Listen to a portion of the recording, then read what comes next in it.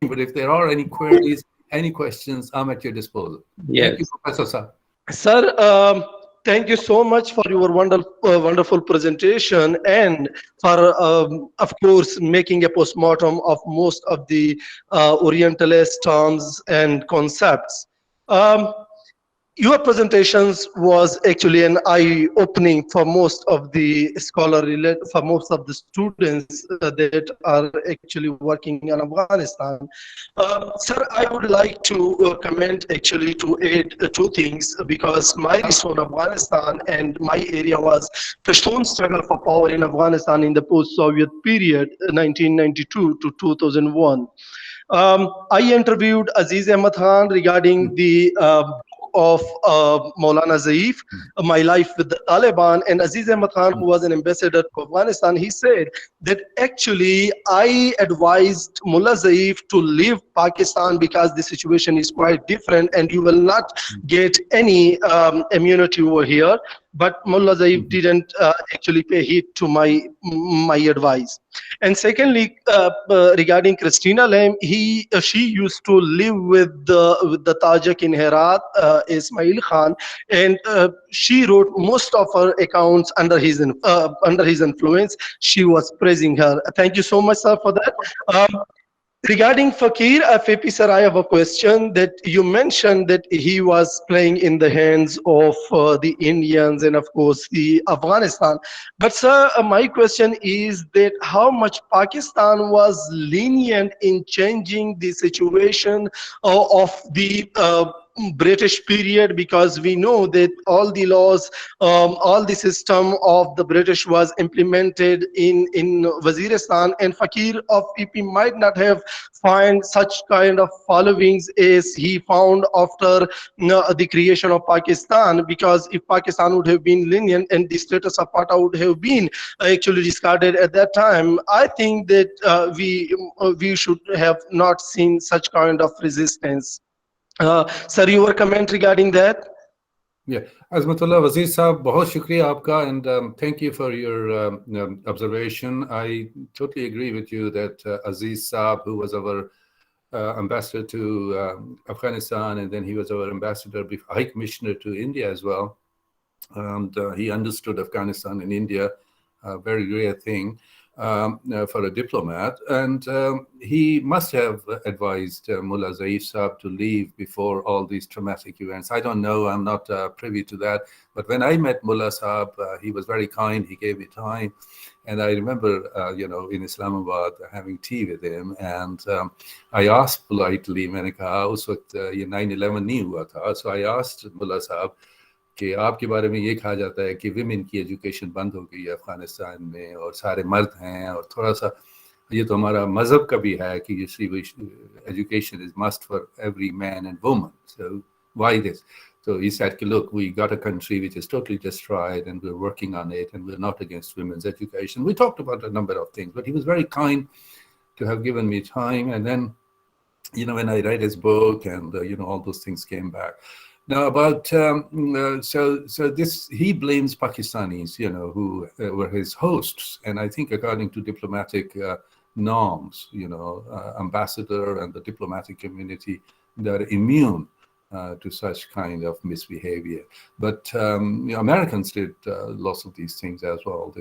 Guantanamo is still, we got 40 people in Guantanamo, and there are some Pakistanis. But I think the oldest Guantanamo internee is Mr. Paracha from Karachi. But coming back to the other point that you raised about Fakir, I don't know, I need to look at the archives, but my feeling is that there was some connection, even involving Pandit Nehru, which is very sad. That the Pandit Nehru knew that this whole idea of Pashtunistan was being held by the regime in Kabul, and some of these people were being financed, and and so Indian assistance was available, and Fakir Ipi actually thought that Pakistan was a successor to England, or British Raj or something like that. So some of these people, I don't blame them. They were not really educated people. Our mullahs may be better educated now in rural areas, tribal areas, but at that time knowing about the complexities of new nations being formed. I mean, Pakistan, new country, India, new country, and these borders are very conflicting. And they had lots of rivalries. And this is sadly, the Pashtunistan issue came up. And I know Pashtunistan meant different things to different people. It could be cultural nationalism, it could be political nationalism, but in a larger context, Pakistanis were deeply concerned that on the one hand, Afghanistan did not recognize Pakistan. This was the only country which raised objection in the United Nations against Pakistan's inclusion. So Pakistan was deeply worried from day one that Kabul and Delhi may work together. And I think we need to get out of that thinking. I mean, we should be cautious about it. If I'm sitting in the Foreign Office or in Islamabad, I'll be concerned about it. But I would not put all my energies into it. I would try to reach out even, to Tajiks, to Hazaras. We have a very strong Hazara community in Quetta since 19th century. And they are our links with Iran. One of the links with Iran, and also links with the Shia Muslim world, with Hazaras in Afghanistan. And the second commander-in-chief of Pakistan Army, General Musa, was a Hazara. So we should build up these kind of linkages. And I'm not saying we should ignore Pashtuns. Uzbeks, I mean, when I went into those, in Samarkand I was quite a few times, and I would go to Registan, where the three famous madrasas are. Though my favorite place is Shah-e-Zinda, where the cousin of Holy Prophet, peace be upon him, is buried. And Tamerlane's sister and daughters are buried. But when I would go to those madrasas, I will meet my Afghan friends, and they will speak Urdu with me, because they had come from via Pakistan to Uzbekistan, and they were refugees, and they were selling carpets, and they were doing all kinds of things. So you come across Afghani people everywhere, and they were not Pashtuns. They were maybe Uzbeks, and they were in Samarkand. And I remember when I took my wife to Topkapi Museum in Istanbul, and we were walking around and seeing this palace and now museum where the caliphs used to live for 600-700 years. And and somebody came up to us and they started speaking Urdu, and they were from Afghanistan. And this is about 25-30 years ago. And they had been to Pakistan as refugees, and then from Pakistan they came to Turkey, and they were living in Turkey. So there are lots of these people who have got good feelings for us, but we need to build up bridges with them. And like I said, lots of movements. I mean, look at Karachi, such a huge city, biggest city of Pashtuns, and it's in Pakistan. So I think you're very right that we need to do more research, and we need to. I mean, I'm not saying we should forget our ethnic identity or whatever, but we should not make it into something like a China wall, that nothing exists beyond that. Ji sir, there are many other questions. So I would request to Dr. Amar Ali, then Sajid Hamid, Dr. Muhammad Altaf, Amna Latif, and Khalid Nawaz, and MB Baloch.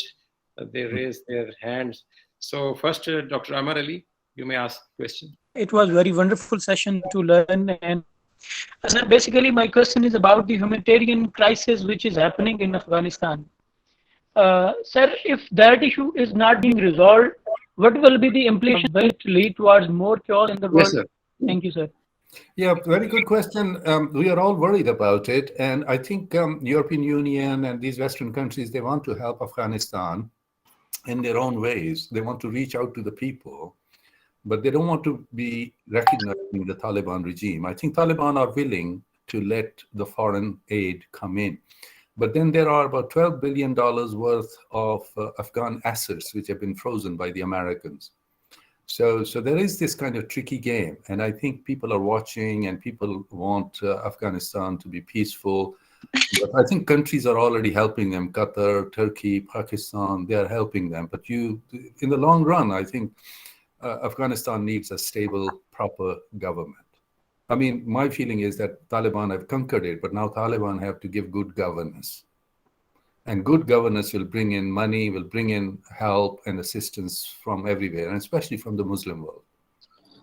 Next question, Muhammad Altaf, Dr. Muhammad Altaf.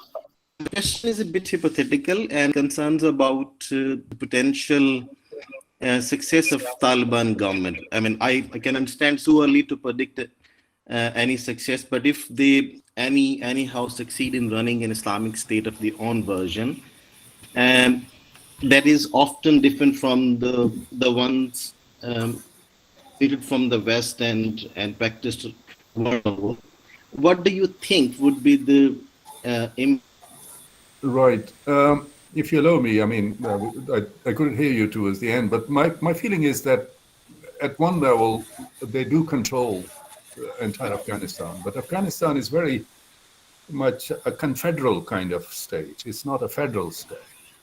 Of course, Kabul is important, Kandahar is important, Mazar, Herat, they're important, but it's diversity. So I think Taliban will have to make compromises, first of all, with the realities of their country, with the ethnic and all regional interests. So that is where their big test is. Number two, how do they deliver, whether it's education and health? I'm worried about health sector because with pandemic and all that, many hospitals are closing. And then recent big tragedy happened in the hospital. Lots of people got killed in Kabul. So health, education, and good governance. Or I would say that how did they deal with Islamic State, Daesh? Because Daesh somehow has become very, very active, hyperactive. I mean, if you look at the last 6 weeks or 7 weeks, how many Afghan lives have been lost? And these are all innocent lives. So I think there is a chance. I mean, so these are challenges. Another challenge is that many middle-class Afghans have already left Afghanistan, sadly. So somehow if they could bring some of those people back by giving them guarantee of jobs and safety of life, I think that small, thin civil society middle class, which grew up in the last 20 years, or studied in the last 10, 15 years, if that could be brought back and they could be guaranteed peace and job, I think they will help the Taliban. So political initiative, economic reconstruction, a proper government, peace, and bringing back people to run institution. I think these are the challenges. Dr.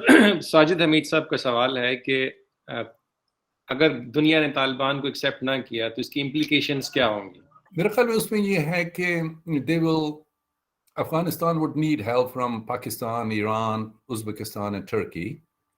And Afghanistan को अगर बाहर के लोग दखल न दें तो Burma की तरह होगा.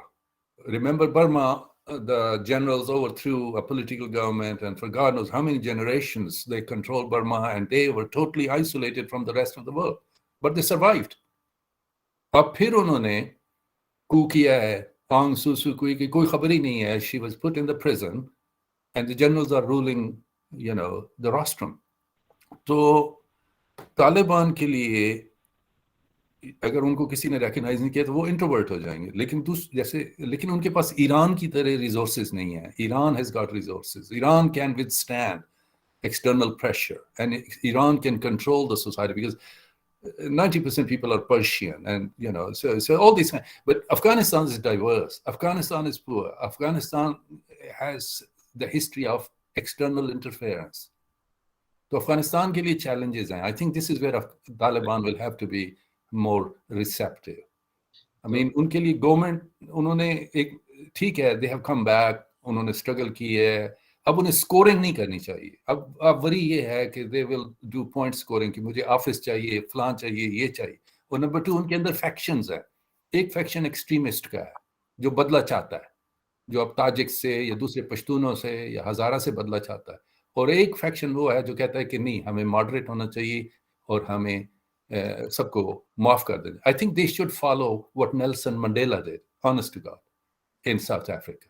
Despite all the suffering, this man stood up and he said, we go for reconciliation, not for retribution. अगर ये तालिबान के ज़हन में आ जाए कि हमने सफ़र किया है लेकिन अब दूसरों को सफ़र नहीं करना चाहिए, माफ़ करें, और बाहर की ताकतों की जो लड़ाई है नेबर्स की, उसमें तालिबान शामिल ना हो और न किसी को मौका दें कि वो वहाँ अफगानिस्तान में बैठ के दूसरे मुल्कों पे हमला करे.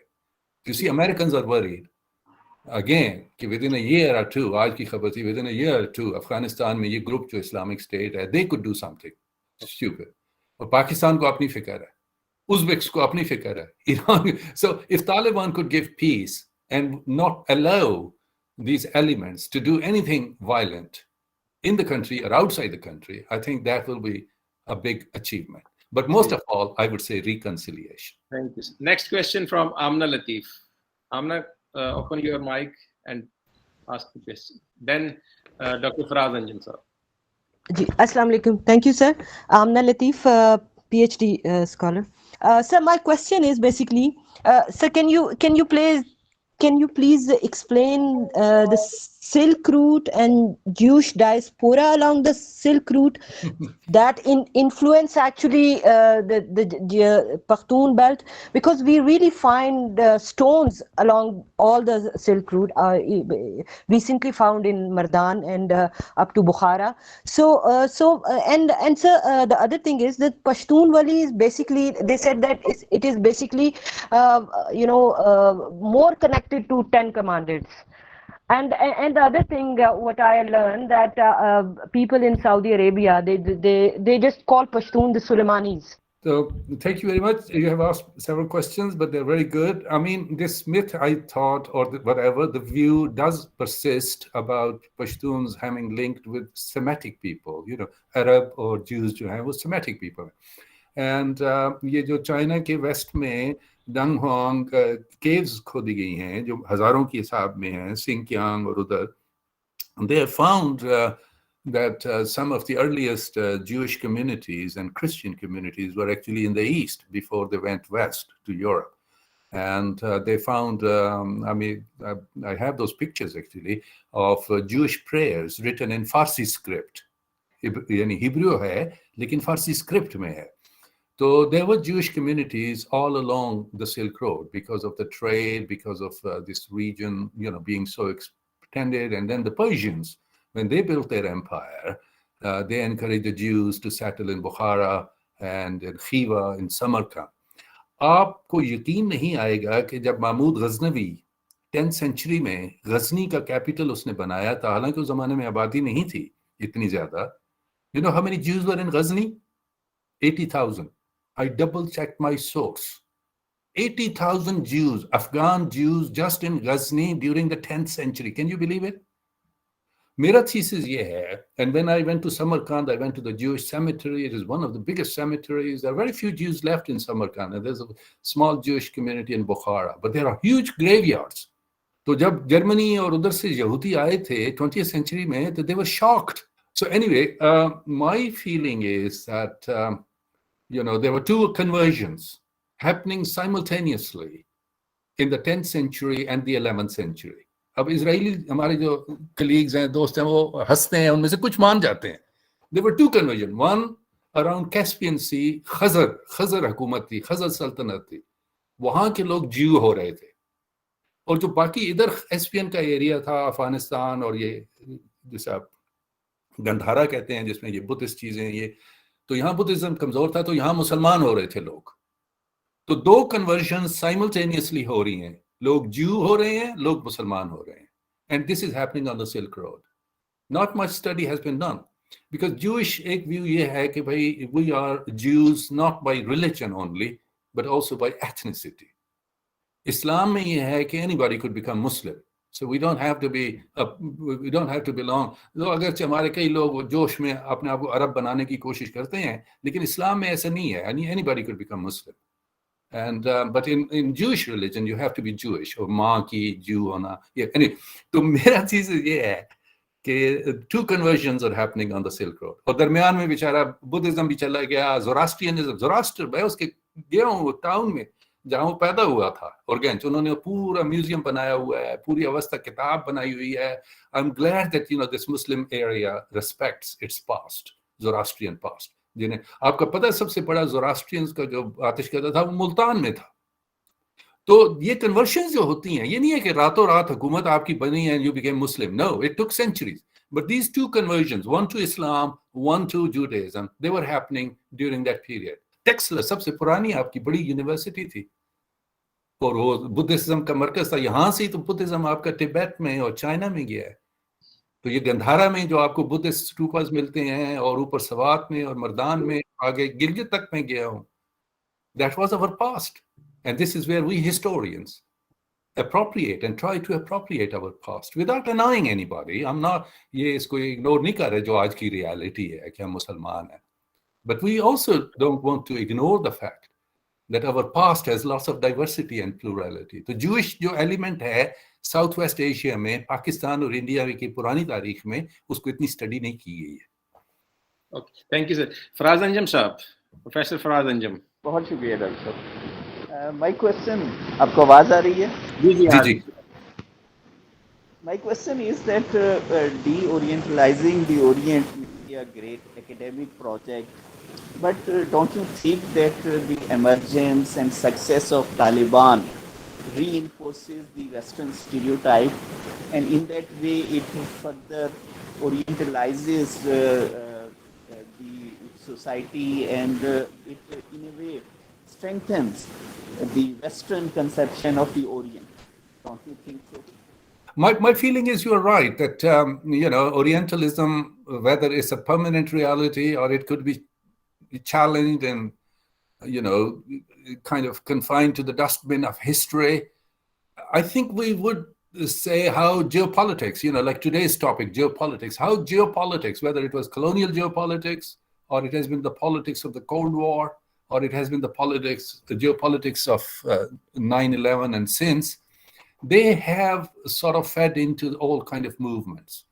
And Orientalism is creation of those geopolitics. So as long as geopolitics remains tricky, I feel that Orientalism in one form or the other will stay.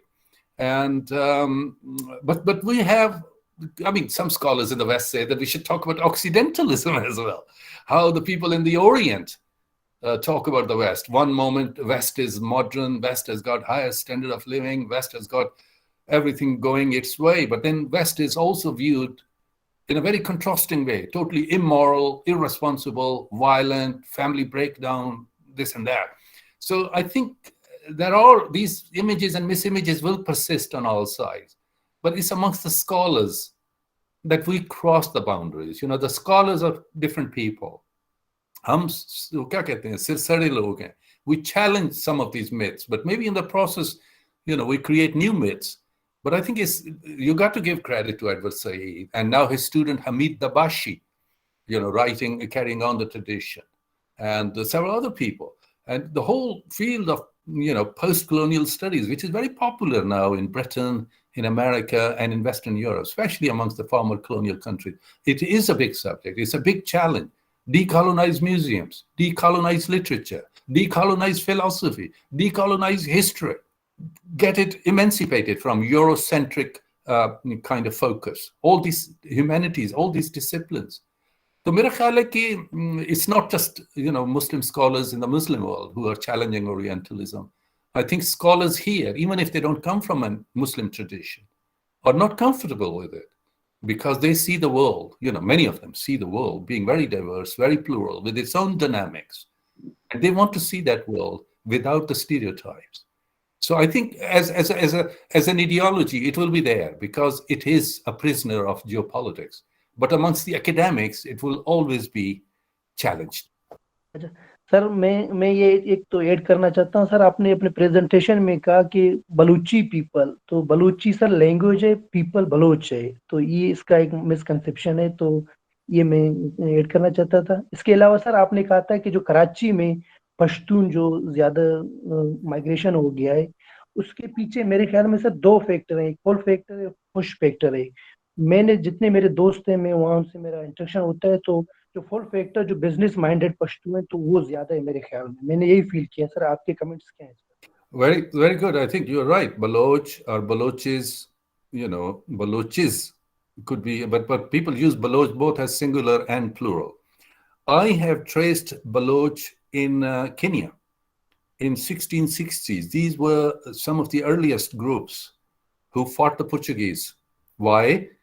Because Baloch were very much allies of Oman, Muscat. Oman was called Muscat, Sultanate of Muscat. So Baloch and Omanis share ethnicity. I mean, there are Arabs, and then Omanis took the Baloch to East Africa, thousands of miles southeast, because Zanzibar at one stage was the capital of this Sultanate of Muscat. Zanzibar was the capital, not Muscat.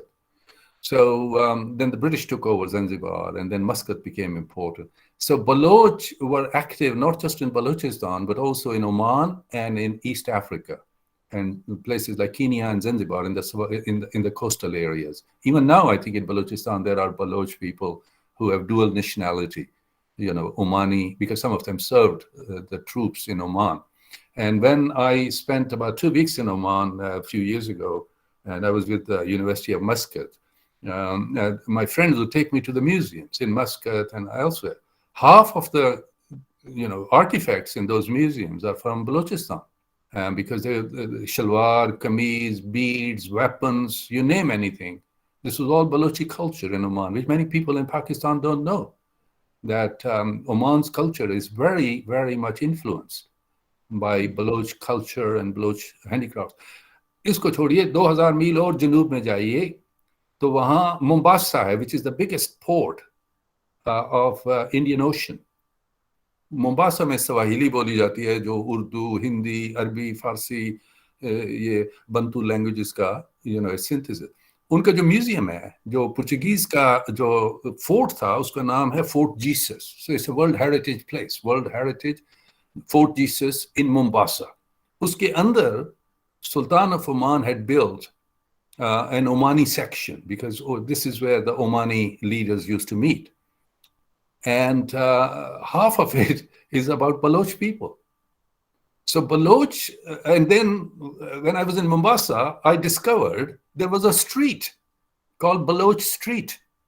You see, these are the things, because our history is mostly focused on the West. We look westward, whether we look at West in the sense of Islam, or we look at the West today because of geopolitics. We have ignored South, Indian Ocean. जो हमारे connections है Indian Ocean के साथ. देखिए ना, आपके शीदी जो groups हैं, their ancestors were brought here as slaves. Some of them came here as Sufis. So Shidis in Balochistan, Makran में, Karachi में, they have African connection. Oman में अफ्रीका और बलोच और अरब जो ethnicities हैं, ये मिलती हैं. So it's a very interesting mix, and I think I'm glad that you mentioned that. But maybe somebody in your department could study Baloch internationalism, क्योंकि हम सिर्फ सुनते हैं Baloch nationalism. जो Baloch internationalism है, how the Baloch were involved in Oman, in East Africa, and how they were fighting in 1660s, the Portuguese. I think that kind of history is not known. I'm not saying that not just in Pakistan, but elsewhere. And when I tell those people, that this is how Baloch had been international, people are shocked. So I think we need to, this is another big gap. Yes. That we have ignored. Yeah. Thank you, sir. I think the last question from Muhammad Salim. Yes. This was a very wonderful and informative session. Thank you, sir. Iftikhar Malik sir. Sir, to start with, I will start from your last comment that there must be social sciences are like that. So unfortunately in Pakistan, the social sciences, I think they are not grown or यूं कहें कि उसको मतलब पाकिस्तान में काफ़ी space नहीं दिया गया. उसकी बहुत सारी वजूहत हो सकती हैं, वो महबूब साहब ज़्यादा बेहतर बता सकते हैं. तो और उसकी एक वजह ये है कि we are really obsessed with India and Indian factor, और that's why we are not मतलब making much research about the regional histories or the people of the other regions of the rest of Pakistan. मेरा question आपसे ये है इफ्तिखार साहब के what do you think that TLP and TTA, Taliban Pakistan, whether they are two different fanatics movement or they are one? The other one is that you started your argument from Orientalism, or you talk about the people of Afghanistan. So I think being a Pashtun, I think that we Pashtuns are basically, we are, I think we are not, most of the people are not so much religious. The people are the, is the West has termed us the tribal people. So Pashtunwali is in itself a code, और इस code के मुताबिक ये है कि उनका अपना एक नॉर्म सिस्टम रहे हैं, and they were being part of the Gandhara civilization, and even part of the Zoroastrian religion and so much. और इसके अलावा जो अब यहाँ पे आपकी आर्गुमेंट में सारा चीज एक आके पश्तून नेशनलिज्म को एक साइड पे रख दिया आपने और दूसरे मतलब उसको छेड़ा ही नहीं है और सारा अकानिया आई थिंक अकानिया is not that much important. अगर आप पश्तून स्कॉलर से बात कर आपने की होगी जरूर, आपकी मतलब उनकी भी एक ओपिनियन है उस पे कि वो basically they are whether they are really representing the Pashtuns, whether the Taliban are really representing the Pashtuns. आपने उनको कहा कि they are basically from the peasant class, and majority of the Pashtuns and Pashtun nationalists, they are thinking that the Taliban are basically the mercenaries of different countries or different people who have stakes in Afghanistan. So how you look into the other arguments that they are not the peasants, are not from the within the Afghan society. And lastly, you talk about the nationalists that they have differences among themselves, and again you आपने उनको एक तरीके से NP versus PTM and PTM versus TTP. So I think TTP is a very different phenomenon, and they are totally the terrorists, and PTM and NP are they are promoting something else, are talking about the human rights, while TTP is violating the human rights.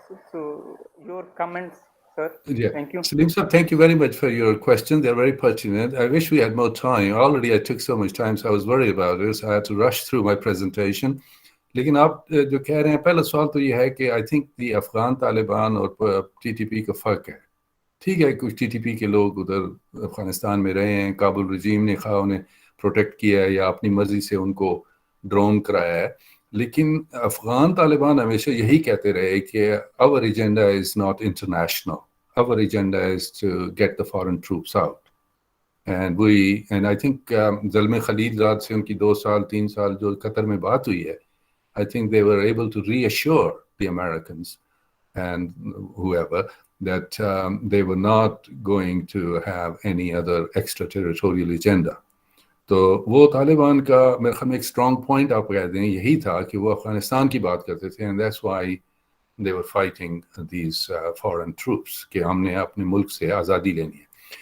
Pakistani Taliban का जो है इनका अफगानिस्तान से ताल्लुक है, एक लिहाज से है कि जब मुल्ला सूफी साहब हज़ारों नौजवान पठानों को ले गए अफगानिस्तान पे गए थे 9/11 के बाद, many of those poor guys got killed, some of them were taken for ransom, some of them came back as broken men or with broken limbs. तो मैं ये नहीं कहता कि अफगानिस्तान पे जब 9/11 के बाद अक्टूबर में हमला हुआ तो पाकिस्तान में लोग उनकी मदद के लिए गए, उसमें पश्तून भी थे, पंजाब से भी गए, बाकी लोगों जगह से भी गए। तो एक तो वो फीलिंग था, लेकिन टीटीपी का जो है एक तो सेंटिमेंट से ताल्लुक था, दूसरा टीटीपी के अपने जो थे वो उनके पॉलिटिकल इस्लाम का एक मॉडल है। वो ऐसे ही है जैसे कि आप नाइजीरिया में बोको हराम है, बच्चों को अगवा कर रहे हैं, बच्चियों को अगवा कर रहे हैं। तो टीटीपी जो है उसका और तालिबान जो अफगानिस्तान के हैं, इनमें क्लियर फोकस का और रीजंस का और किसके खिलाफ लड़ रहे हैं, ये दोनों में बहुत फ़र्क है। And I think people generally don't do that, and I think this is very important. हो सकता है कुछ टीटीपी के लोगों ने हेल्प की है in the past Afghan Taliban को, लेकिन आई थिंक टीटीपी के आप समझते हैं लोग, इस्लामिक स्टेट में कई लोग जो हैं, ये दाइश में वो टीटीपी के कुछ लोग हैं जो उधर चले गए हैं और वो अब तालिबान के खिलाफ भी लड़ रहे हैं और वो पाकिस्तान के खिलाफ भी किसी स्टेज पे एक्टिव हैं क्योंकि उनका एजेंडा डिफरेंट है। अच्छा, नंबर 2 आपने कहा पश्तून नेशनलिज्म, तो मैं जैसे बलोच हैं, अब बलोच हो या पंजाबी हो या सिंधी हो, ये हम बाहर के लोगों में कॉन्सेप्ट होता है कि हम सारे एक मोनोलिथिक हैं, कोई भी मोनोलिथिक नहीं है। 47 में आपने पंजाब में देखा है क्या हुआ है, वो आप कम्युनलिज्म कहें जो भी कहें। इसी तरीके से मेरा ख्याल है कि पश्तून आइडेंटिटी कल्चरल लेवल पे, हिस्टोरिकल लेवल पे एक आइडेंटिटी है, लेकिन उसके अंदर क्रिस क्रॉस बहुत है। जो पश्तून सेटल्ड हैं वो उनकी सोच और है, जो ट्राइबल हैं उनकी सोच और है, जो अफगानिस्तान में पश्तून हैं उनकी सोच और है, और जो पश्तून जर्मनी में या दुबई में या इंग्लैंड में रहते हैं उनकी सोच जिस मुल्क से आते हैं उस हवाले से, जिस एरिया से आते हैं उस हवाले से डिफरेंट है। और मेरे ख्याल में बादशाह खान ने कोशिश की थी। तो अब तो इसलिए ये कहना कि कोई एथनिक आइडेंटिटी 100% इंटैक्ट है और उसमें कोई अंदर दरारें नहीं है, ये गलत है। उसके अंदर भी कंपटीशन हो रहा है, वो एथनिसिटी दूसरी एथनिसिटी से भी कम्पीट कर रही है और अपने अंदर भी कम्पीट कर रही है, और यही अब तालिबान के साथ हो रहा है। उनके अंदर कंपटीशन है जो कॉन्फ्लिक्टिव भी है। अच्छा, दूसरी बात मैं ये अर्ज करना चाहता हूँ कि ये अपना टीटीपी और नेशनलिस्ट का आपस में बहुत कंपटीशन है। उनकी कॉन्स्टिट्यूएंसी एक है, पश्तून। उन दोनों का आइडियल क्या है? Political power, nothing wrong with that. लेकिन वो जो एएनपी है, जो आप पश्तून की मेन नेशनलिस्ट पार्टी है, it believes in using ballot, TTP believes in using bullet. और आपको पता है 2013 में जो इलेक्शन हुए थे उसमें hundreds of Pashtun nationalist were killed by TTP. तो ये मैंने उसमें आखिर में जो पॉइंट था कि नेशनलिस्ट वर्सेस टीटीपी, इस्लामिस्ट। और फिर जो पीटीएम है, पीटीएम का भी जो कंपटीशन है एक तरफ नेशनलिस्ट के साथ है, क्योंकि एएनपी खान अब्दुल गफ्फार खान की लेगेसी लेके चल रही है और एएनपी ने काफ़ी हद तक कुर्बानियाँ भी दी हैं, और एएनपी के साथ एक मिडिल क्लास है और वो मिडिल क्लास सेटल्ड एरिया से है। जो पश्तून तहफ़्फ़ुज़ मूवमेंट है उसके साथ रूरल ट्राइबल पश्तून है, वो अभी तक कोई एक खास आइडियोलॉजी डेवलप नहीं कर सकी। हर एथनिसिटी किसी दूसरे एथनिसिटी को अपना दुश्मन समझती है, लेकिन उसको अपनी आइडियोलॉजी भी तो डेवलप करनी चाहिए ना, कि हम किसके लिए खड़े हैं। और अगर देखें ना, पश्तून नेशनलिज्म को जिसने नुकसान पहुंचाया है वो ये पाकिस्तान और अफगानिस्तान के ताल्लुकात में डिवीजन पैदा किए। और जब पश्तून नेशनलिज्म पश्तूनिस्तान की बात करते थे या तो उसमें कई पाकिस्तानी डर जाते थे कि ये पाकिस्तान से अलग होना चाहते हैं। तो पश्तून नेशनलिज्म के भी इश्यूज हैं, लेकिन ये पीटीएम को भी अपनी आइडियोलॉजी जो है क्लियर करनी पड़ेगी कि अफगानिस्तान और पाकिस्तान के दरमियान कैसे ताल्लुकात हों कि जिसमें पश्तूनों को भी नुकसान ना हो दोनों तरफ, और जिसमें ये दोनों स्टेट्स जो हैं ये बरकरार रहें, ये कन्फ्लिक्टिव रिलेशनशिप खत्म होना चाहिए। अब देखें ना, ये पंजाब का थोड़ा सा मॉडल है कि पंजाबी जो है उसने वो पाकिस्तान मूवमेंट में शामिल हुआ, लेकिन पाकिस्तान के बाद ठीक है उसको मराहत मिल गई, लेकिन उसका जोश जज्बा सिख के साथ है, लेकिन वो कभी हिंदुस्तान का हिस्सा नहीं बनना चाहता। पाकिस्तान का पंजाबी हिंदुस्तान का ऐसा नहीं बनना चाहता। सबसे ज्यादा रेजिस्टेंस हिंदुस्तान के साथ पंजाब में होती है। एक तरफ सिखों के साथ दोस्ती है, पंजाबी मुहावरे हैं, बाहर सारी पंजाबी बोलते हैं, एक दूसरे के क्रिकेट मैच देखते हैं, वो आपकी सारी जियारत के लिए यहाँ आते हैं। But if you ask a Punjabi here, and I am sure if you ask a Punjabi in India, they don't want to come together. So I'm not saying this is an ideal situation, but I think somehow Pashtuns are negotiating. I think they will reach a stage where I think, but there is a competition between religious forces. I mean, Islamist forces. Let's say Islamist forces, जो religion से आगे extreme पे चली गई, Islamist forces and nationalist forces. And I think that is why I thought we should talk about Pashtuns, because these are the issues that nobody else is talking about. And I think we should talk about these issues. कि Pashtun, who speaks for Pashtuns?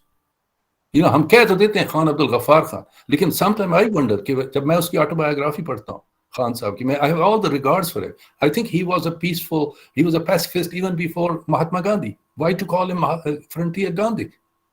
तो मैं तो उस मस्जिद में गया हूँ जहाँ जेरूसलम में, जहाँ गफ्फार खान की बीवी बेचारी फिसल के गिरी थी, हजरत उमर की जो मस्जिद है, गफ्फार खान की बीवी वहां दफन है, या आपके मौलाना मोहम्मद अली जौहर भी वहां मस्जिद अक्सा के अंदर दफन है।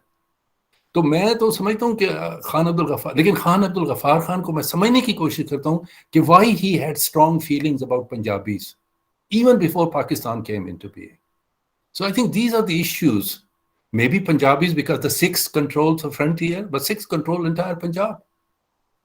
So Sikhs and Punjabis, are they the same?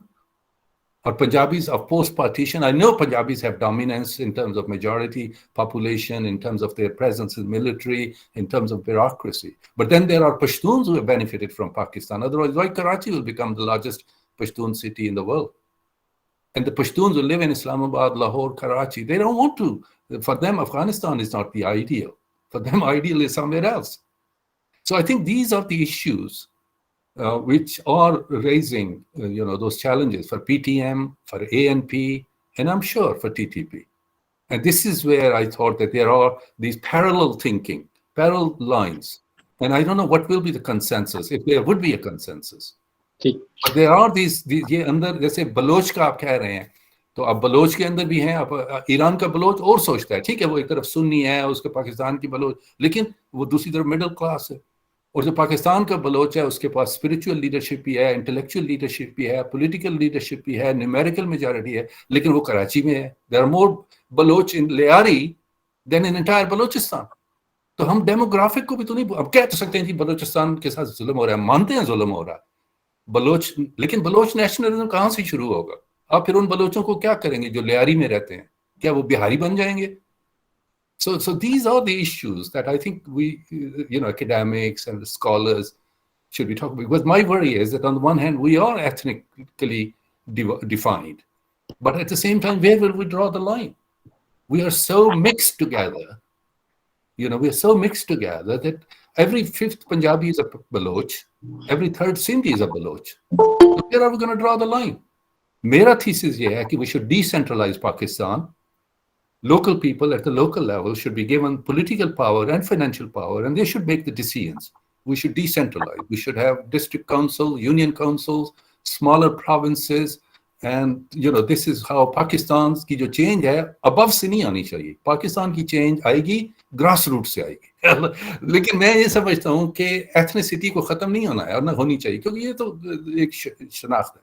लेकिन जैसे एक स्टेट की है, लेकिन ये वायलेंट नहीं होनी चाहिए. ना स्टेट को वायलेंट होना चाहिए, न रिलीजन के नाम पे वायलेंस होनी चाहिए. तभी तो मैंने वो मदरसों का जिक्र किया, आपको कहा कि वो उसको पढ़ें अपने शरीयत के नाम पे जो आर्टिकल है मुस्तफा अक्ल का. He is a good scholar, he's a Muslim, he appropriates his history, he appropriates his religion, and he says कि आए बैठे, क्यों हमारे मजहब के नाम पे इतनी वायलेंस हो रही है और हम एक दूसरे को मार रहे हैं, मुसलमान को मार रहा है, शरीयत के नाम पे मार रहा है. इस शरीयत को हम डिफाइन करें, कहाँ शुरू होती है, कहाँ खत्म होती है, आज की शरीयत क्या होनी चाहिए.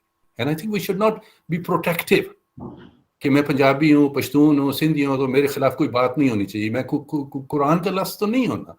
But this is how the nations move forward. This is how the consensus, and most of all, I think जो मुसलमान मुल्कों के लिए मसला है, अब ये ओरिएंटलिस्ट कह दें, जो भी कह दें, लेकिन कुछ हद तक तो हकीकत है कि दुनिया में सबसे वायलेंस हम मुसलमानों में हो रही है, और मुसलमानों के खिलाफ हो रही है. 54 मुस्लिम कंट्रीज में बताएं ना, कौन सा मुस्लिम मुल्क है जिसमें आराम और अमन से लोग रह रहे हैं और हकूक महफूज हो. तो मेरा मतलब है कि we have to raise these issues. उसमें रिलीजन का इशू भी उठाएं, उसमें जेंडर का इशू भी उठाएं, उसमें एथनिसिटी का इशू भी उठाएं. अच्छी बुरी ये स्टेट्स बन गई हैं, मैं तो यही रिक्वेस्ट करता हूँ कि ये स्टेट्स बन गई हैं को अंदर से ठीक करें. जी सर, बहुत शुक्रिया सर, बड़ी एनलाइटेंड टॉक हुई, और यकीनन हमारे स्कॉलर्स ने, स्टूडेंट्स ने, कोलीग्स ने बहुत इंजॉय किया और लर्न किया आपकी इस गुफ्तगू से. और ये सिलसिले का पहला लेक्चर था या टॉक थी, वेबिनार था, तो इंशाल्लाह हम इस फीचर को रेगुलर करेंगे, और आइंदा भी मेरा ख्याल है कि जिस तरह सर से बात हो रही थी, कम से कम 4-5 टॉक्स हम मज़ीद अरेंज करेंगे. यकीनन आपसे सीखेंगे भी. तो मैं सर अपनी तरफ से, अपनी फैकल्टी की तरफ से, अपने कलीग्स, दोस्तों की तरफ से, स्टूडेंट्स की तरफ से आपका बहुत शुक्रगुजार हूँ कि आपने इतना टाइम दिया. हमारी 1 घंटे की प्लान टॉक थी और 2.25 घंटे हमने गुफ्तगू की, और यकीनन आपकी मोहब्बत है हमारे साथ, पाकिस्तान के साथ, अपनी मिट्टी के साथ, कि आपने इतना हमें मौका फराहम किया. तो इंशाल्लाह नेक्स्ट भी आपसे, इंशाल्लाह I am at your disposal. और जब भी कोई इस किस्म की डिस्कशन हो, just give me enough time in advance, और आप ज़रूर ये डिबेट कीजिए. इस आईटी से आपको ये, हम सबको सहूलत है कि बगैर इकट्ठे हुए हम इकट्ठे हो सकते हैं. और there are issues like British empire है, वेस्ट में जो लिखा जा रहा है, हिस्ट्री पे लिखा जा रहा है, या वेस्ट में मुस्लिम कम्युनिटीज़ हैं, या इवन पाकिस्तान के अंदर नॉन मुस्लिम कम्युनिटीज़ हैं, या सेंट्रल एशिया है, या जैसे मैंने इंडियन ओशन के बारे में बताया, because I taught in Kenya and I taught in Mauritius and I went to Oman. तो ये जो रीजन है, इसको हमने इग्नोर किया हुआ है. अब बलोच जो फरमा रहे थे वो ठीक कह रहे थे, लेकिन हमारे यहाँ बरोही है जो कि प्री आर्यन लैंग्वेज है, उस पर कोई ज़्यादा रिसर्च नहीं हुई, थोड़ी सी रशन ने की. और ये बरोही जो लैंग्वेज है, ये द्रविडियन लैंग्वेज है, इसका ताल्लुक तामिल और उधर से बनता है. लेकिन हमें इस पे स्टडी, क्योंकि वो सारा थीसिस ही है कि बलोच लोग जो हैं वो सेंट्रल यहाँ से आए हैं, मिडल ईस्ट से, तो फिर बरोही कहाँ से आ गई है? ये तो भाई वहाँ के सॉइल के रहने वाले हैं. So I think there are lots of subjects where, I mean, you people can take the initiative, and I appreciate that you gave me this opportunity, and I don't mind spending all this time. This is wonderful discussion, and we covered quite a bit of ground. तो आपका बहुत शुक्रिया और सब लोगों का और आपके डिपार्टमेंट का, and I wish you all the best.